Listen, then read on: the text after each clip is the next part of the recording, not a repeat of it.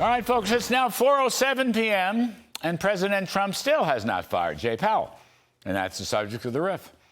As of this reporting, on July 16th, a little after 4, on the East Coast, President Trump is not going to fire Fed head Jay Powell.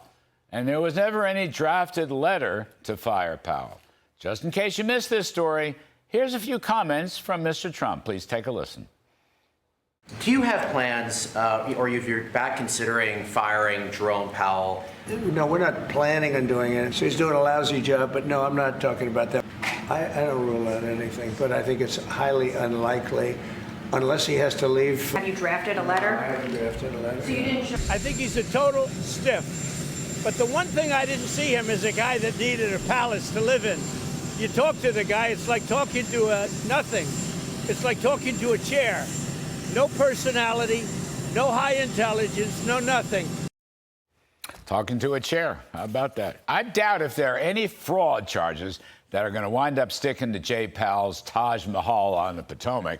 In a very long FAQ of frequently asked questions published by the Fed, they made it clear that while they do work cooperatively with the National Capital Planning Commission, the board generally is not subject to direction from the NCPC. And the review authorities are, quote unquote, advisory only. But it's a major embarrassment for the Fed in an era where the new zeitgeist is to downsize the federal government rather than make it palatial.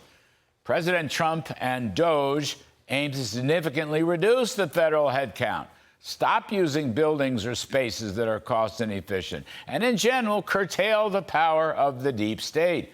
Unfortunately, Jay Powell and the Fed are infected by deep state anti-Trump sympathies, but his term will finally end next spring. And Treasury man Scott Bessent has a process to choose a new Fed chair. Meanwhile, the biggest issue is how well the U.S. economy is doing without inflation. Since January, the CPI has increased only 1.8% at an annual rate. And as I told Edward Lawrence, the producer price index has increased only 0.2% at an annual rate. And there is no convincing evidence that tariffs are inflationary. In fact, tariff revenues are coming in at about a $300 billion clip for this fiscal year. And that's going to reduce the deficit by a significant amount. Meanwhile, the true cause of across-the-board inflation is always a combination of excess government spending and excess Federal Reserve money printing. So here are some positive facts. Federal spending has slowed to only 4.2% over the past year, and even as a share of GDP, it's actually declined from 24.5% in 2024 to 23.5% through the second quarter of 2025. Meanwhile, the M2 money supply only rising at a 4.5% pace over the past year.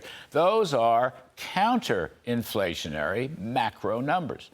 And on top of that, the one big beautiful bill is basically a pro-growth supply-side formula of lower taxes and lower regulations. Not only will that add to higher real wages for working folks, but it will increase productivity as new factories are being built and onshoring investment is coming to America. The AI revolution adds to productivity, and we are already in the midst of a tremendous business investment boom. All of that is also counter-inflationary. And every one of these reasons argues strongly that the Fed's target interest rate should be coming down, as President Trump himself has argued. You'd think with all those economists at the Fed in their new Palace of Versailles, somebody would at least understand some of this good news. Unfortunately, we're going to have to live with Chairman Chair for a few more months. And that's the riff. All right.